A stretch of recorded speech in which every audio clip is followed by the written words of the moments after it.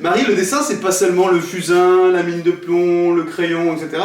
Non, ça peut aussi être le brou de noix. Voilà. C'est ce qu'on va voir aujourd'hui. Liquide ou poudre, il y a plein... Enfin, tu vas tout nous expliquer. Je vais tout expliquer, ce que c'est, comment on s'en sert, et puis on va faire Une application. petite application. Sur... J'ai ramené un petit morceau de bois. Ça De pourrait vacances. être un cep de vigne, Oui. mais ça n'en est pas. Ça n'en est pas un. Bon, c'est pas grave. Voilà. C'est l'exemple, c'est surtout les formes qui comptent. C'est les formes, voilà, c'est un sujet qui s'y prêtait bien. Geste libre, parce que c'est pas le geste vraiment qui compte, c'est surtout l'utilisation du brou de noix. Allez, on y va, tu me montres. Marie, pour commencer, c'est quoi le brou de noix, déjà? Ben, le brou de noix, peut-être que tu le sais, c'est en fait la coque de la noix. Je l'ai su, je le sais, ouais, Voilà. mais j'y pensais plus, mais oui. Celui qui a déjà ramassé des noix dans son jardin, il sait que ça tâche énormément les Énormément, doigts. ouais, ouais. On a les doigts tout marrons. Et donc, en fait, pour les beaux-arts, on s'en sert pour peindre, pour dessiner.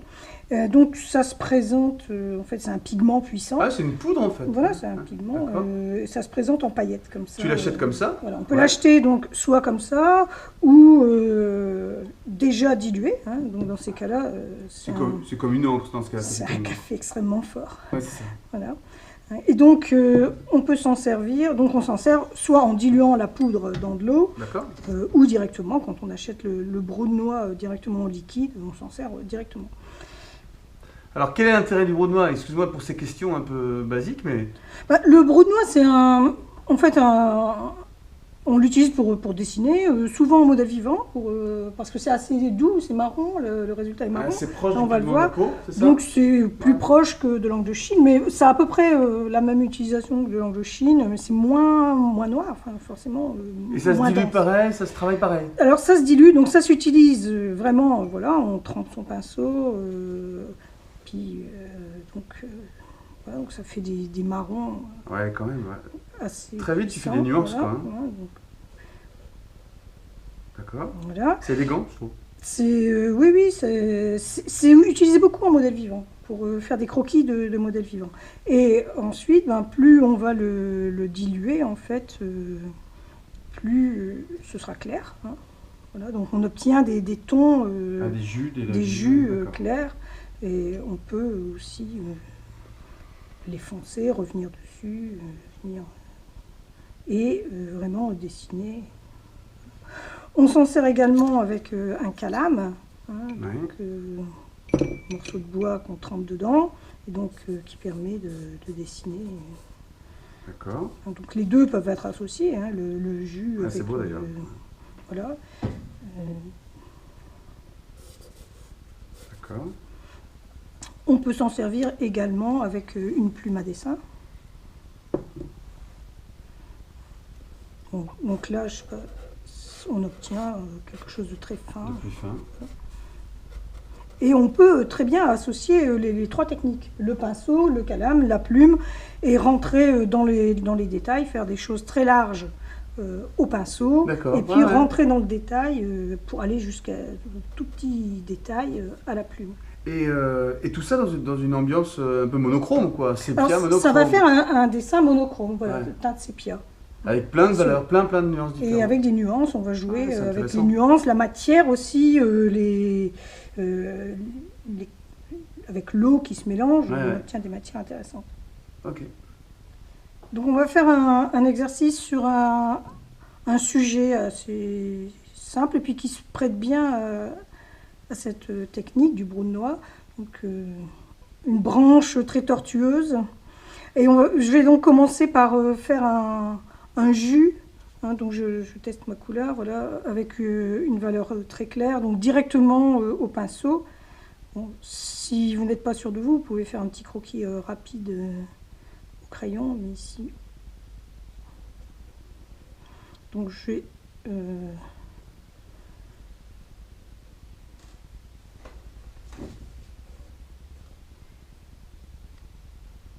donc ça c'est simplement pour placer La forme générale. ma forme générale. Voilà. Bon, et je vais venir tout de suite avec du brou de noix un peu plus dense, un petit peu, enfin donc moins dilué. Remettre des valeurs là où il y en a, donc de façon toujours assez rapide, hein.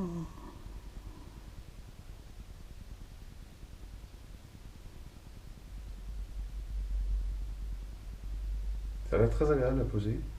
Oui, ça se travaille un petit peu comme l'aquarelle, hein. Ouais, ouais.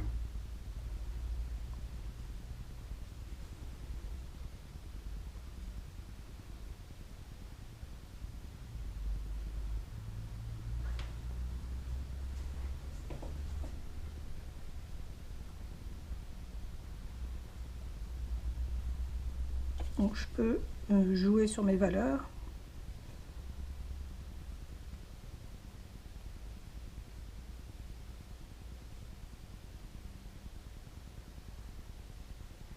Et déjà trouver un peu le mouvement du bois.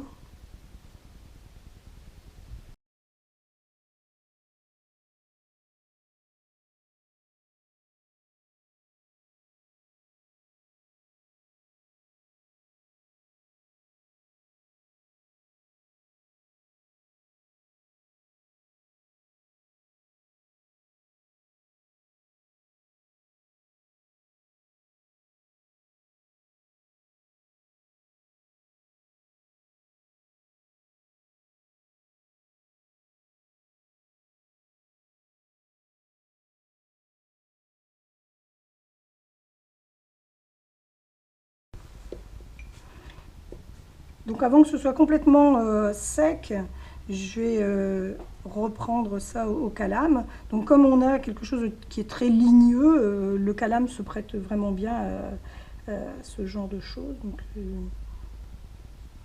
vais venir retravailler.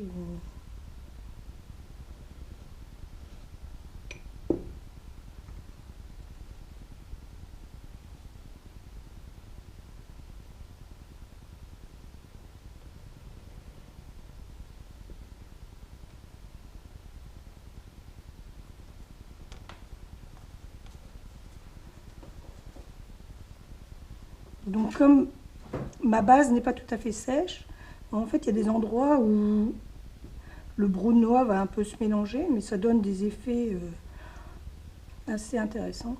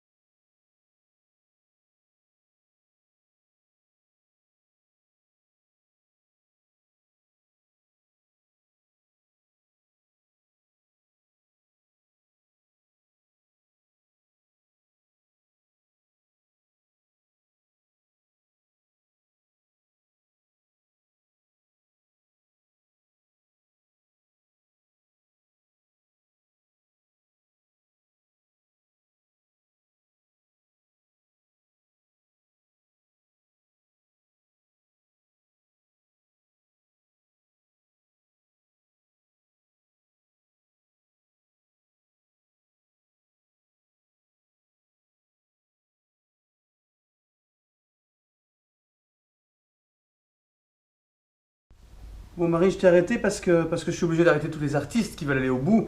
Et là, c'est pas vraiment un tuto, c'est plutôt une prise de contact avec le brou-noir. Maintenant, tu nous montres avec une plume. Donc en fait on va rajouter quelques petits détails avec la plume, et là je vais même utiliser le, le brou-noir qui n'est pas sec. Le Et qui est surplus, là, ouais, voilà, c'est hein, ça. et donc je vais le tirer un peu. Comme j'ai pu le faire, vous l'avez peut-être vu, quand j'ai fait des pâtés avec mon calame. Je viens et je tire un peu par endroits.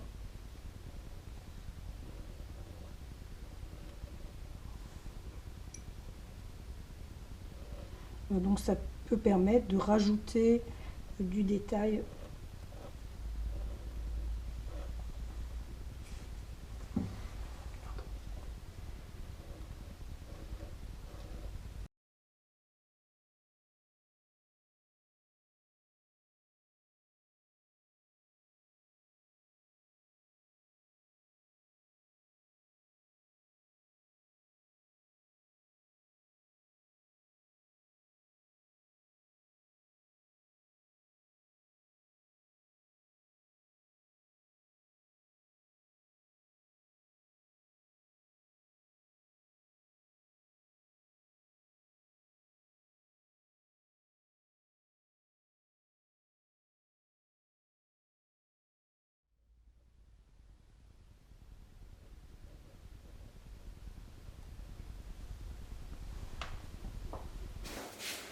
Ça se présente comme ça? Marie? Ouais, comme ça. C'est superbe. Ça me donne envie, je vous assure.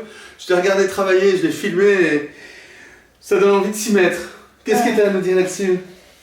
Le but, c'est ça, hein, c'est que ça donne Ça envie de marche, s'y enfin, avec mettre, moi ça hein. marche. Je sais pas vous me direz, hein. Mais waouh. Qu'est-ce qu'on a à dire de plus? C'est un exercice assez libre en fait. C'est bien d'utiliser un sujet qui soit assez libre. Oui. Un morceau, une branche, Oui. si elle n'est pas tout à fait comme le modèle, Super. c'est pas grave. Des beaux gestes. Donc là, voilà, tout est dans le geste. C'est ça qui est intéressant dans cette technique-là. C'est classe en plus, je trouve ça de l'allure. Enfin, je sais pas. Mais c'est le côté monochrome qui est très beau. La différence des Voilà, effets, quoi. c'est monochrome et doux en même temps. Ouais, super. Le fait d'être bistre comme ça, c'est assez doux. On va en faire d'autres, on va faire d'autres sujets au noix. Ça, c'était une première découverte. On a plein de sujets à vous montrer. À vous maintenant, j'espère que vous avez envie autant. Allez-y, à vous.